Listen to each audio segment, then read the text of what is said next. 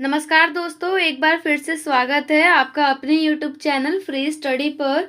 आज की वीडियो में हम बात करने वाले हैं यूनिट 1 HRM सब्जेक्ट यानी कि ह्यूमन रिसोर्सेज मैनेजमेंट का यूनिट 1 के ऊपर हम बात करने वाले हैं। ये यूनिट 1 का पार्ट 5 होने वाला है। इससे पहले मैंने ऑलरेडी 4 पार्ट आपको करवा दिए हैं और उस 4 पार्ट में मैंने आपको टोटल 8 टॉपिक क्लियर करवाए थे। और आज की वीडियो में हमारा जो मेन टॉपिक होने वाला है वो होने वाला है HRP के ऊपर। HRP means human resources planning. HRP क्या है, HRP किसे कहते हैं और क्या उसकी विशेषताएं हैं, यानी कि क्या उसके फीचर हैं, सिर्फ इस वीडियो में हम यही पढ़ेंगे। तो सबसे पहले देखिए डेफिनेशन, मैंने यहाँ पे 3 डेफिनेशन लिखी हैं ताकि अगर आपको एक डेफिनेशन से क्लियर ना हो तो दूसरा से क्लियर हो जाए। ठीक है, देखिए HRP यानी कि ह्यूमन रिसोर्सेज प्लानिंग क्या होती है। प्लानिंग का मतलब वही होता है, जैसे मान लीजिए कि अभी आप कॉलेज में हो, आपका एग्ज़ाम आएगा तो आप क्या करोगे कि प्लानिंग करोगे कि मुझे कौन से सब्जेक्ट को कितना कितना टाइम देना है। तो यानी कि फ्यूचर के लिए आप प्लान कर रहे हो अपने लिए।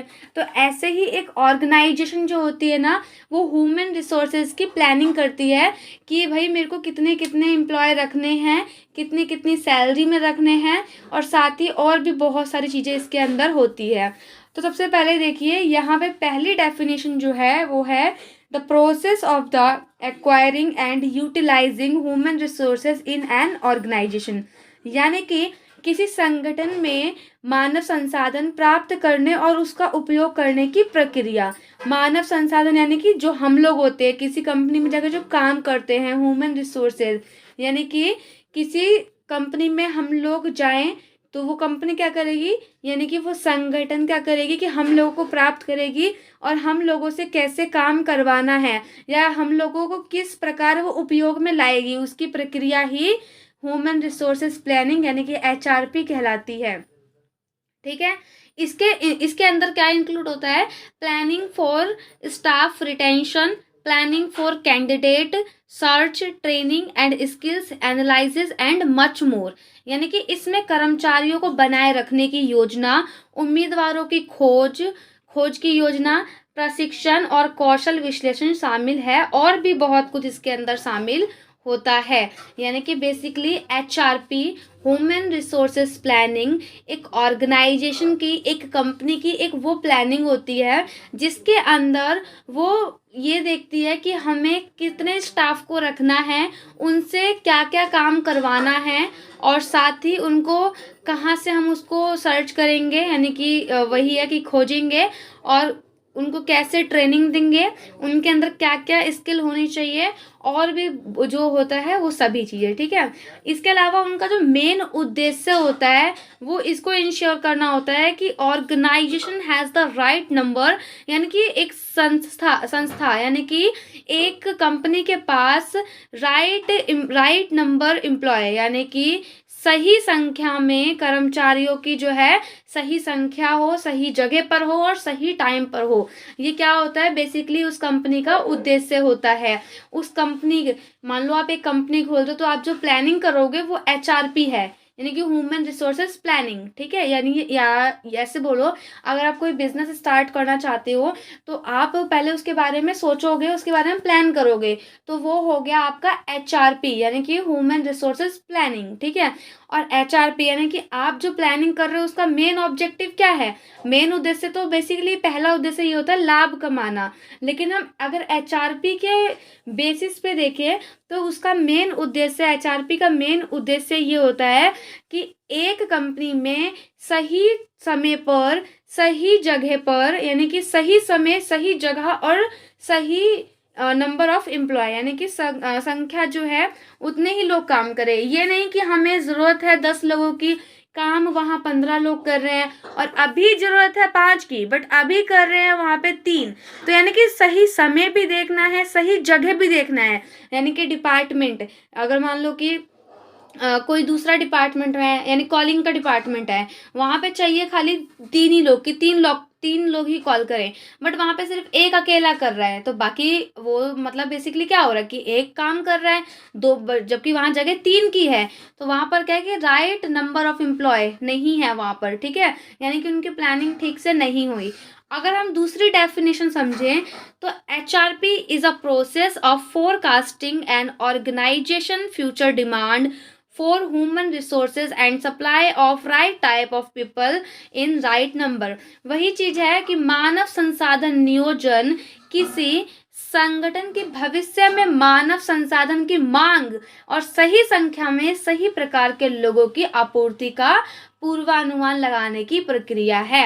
यानी कि ये एक ऐसा प्रोसेस है जिसमें हम प्लानिंग करते हैं, जिसमें हम पूर्व अनुमान यानी फोरकास्टिंग करते हैं किसके लिए, एक ऑर्गेनाइजेशन के लिए कि आने वाले टाइम पर वहाँ पर इतने लोगों की ज़रूरत पड़ेगी और हमें इतने लोगों को वहाँ पर मतलब डिमांड इतने लोगों की तो सप्लाई भी उतने लोगों की होनी चाहिए।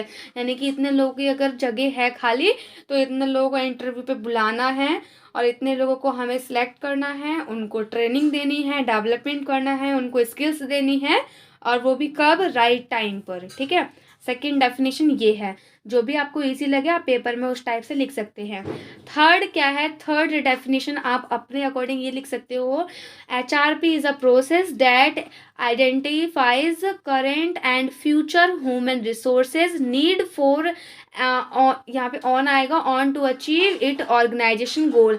यानी कि HRP एक ऐसी प्लानिंग है जिसमें वो आइडेंटिफाई करती है जो करंट में एम्प्लॉय काम कर रहे हैं और जो फ्यूचर में एम्प्लॉय कितने की ज़रूरत है या कितनों को निकालना है, उन सभी को किस चीज़ के लिए, ऑर्गेनाइजेशन के गोल के लिए।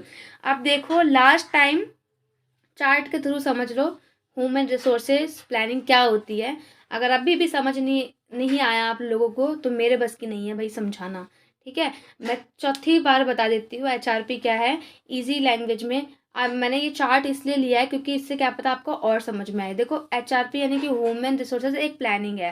प्लानिंग किसकी है, फोरकास्टिंग, ठीक है, किस चीज़ की, ह्यूमन रिसोर्सेज कितनी रिक्वायरमेंट है और कितने वहाँ पे अवेलेबल है, उन दोनों को क्या होगा, कंपेयर करेंगे। क्या करेंगे, कंपेयर करेंगे किस चीज़ का, ह्यूमन रिसोर्सेज रिक्वायरमेंट कितने लोगों की है और कितने लोग वहाँ पे अवेलेबल हैं, इसके बीच में हम क्या करेंगे, कंपेयर करेंगे।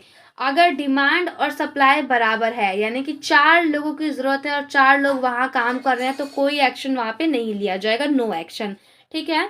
बट अगर वहाँ पर डिमांड ज़्यादा है और वहाँ पर वर्कर कम है, यानी कि वहाँ पर जो है डिमांड है 5 लोगों की लेकिन काम कर रहे हैं वहाँ पे 3 लोग, ठीक है, तो यानी कि सप्लाई वहाँ पे कम हो रही है, सप्लाई कम हो रही है यानी कि शॉर्टेज ऑफ वर्कर। तो फिर क्या करेंगे, रिक्रूटमेंट करेंगे, फिर सिलेक्शन करेंगे, इंटरव्यू वगैरह ये प्रोसेस चलेगा। बट अगर हमारे पास उल्टा समझो, यहाँ पर सरप्लस ऑफ वर्कर है यानी कि हमें ज़रूरत है 5 की लेकिन वहाँ पर 7 लोग हैं, तो उस बेस पे क्या करेंगे, यानी कि सरप्लस का मतलब होता है ज़्यादा, मतलब ज़रूरत है 5 लोगों की लेकिन काम कर रहे हैं 7 लोग, तो वही है, या तो किसी को हम जल्दी रिटायरमेंट करेंगे या वहाँ से उसको निकालेंगे, ठीक है। तो ये होता है basically HRP, human resources planning. I hope आपको समझ में आ गया होगा। 3 डेफिनेशन है, एक पाई चार्ट है, इसके थ्रू मैंने आपको समझाने की कोशिश की है, ठीक है। नहीं समझ में आया तो फिर देख लेना आप लोग खुद ही। चलो उसके बाद हम फीचर देख लेते हैं। फीचर क्या है, HRP का पहला फीचर, पहली विशेषता यही है कि ये फ्यूचर ओरिएंटेड होता है यानी कि भविष्य के लिए ये होता है। सेकंड, गोल ओरिएंटेड, बहुत बार मैं ऑलरेडी पढ़ा चुकी हूँ, फ्यूचर ओरिएंटेड मतलब भविष्य के लिए, गोल ओरिएंटेड यानी कि लक्ष्य को प्राप्त करने के लिए हम HRP यानी कि ह्यूमन रिसोर्सेज प्लानिंग करते हैं। ये एक विशेषता है HRP की। उसके बाद ये कंटिन्यू प्रोसेस है, रुकने वाला प्रोसेस नहीं है। ऐसा नहीं है भाई आज कंपनी खोली 10 लोगों की हायरिंग कर ली फिर प्लानिंग हमने बंद कर दी। प्लानिंग जो है वो डे बाय डे चलती रहती है क्योंकि कब कौन जॉब छोड़ दे कुछ नहीं पता, क्योंकि कभी किसी के संग कोई भी इंसिडेंट हो सकता है। क्योंकि देखो नेगेटिव मत हो लेकिन देखो कभी भी किसी के संग कुछ भी हो जाता है, कोई मर जाता है या मान लो कोई वहाँ काम कर रहा है उसको कोई अच्छी जॉब मिल गई, कोई अच्छी अपॉर्चुनिटी मिल गई तो वो छोड़ के चला जाएगा जॉब, राइट।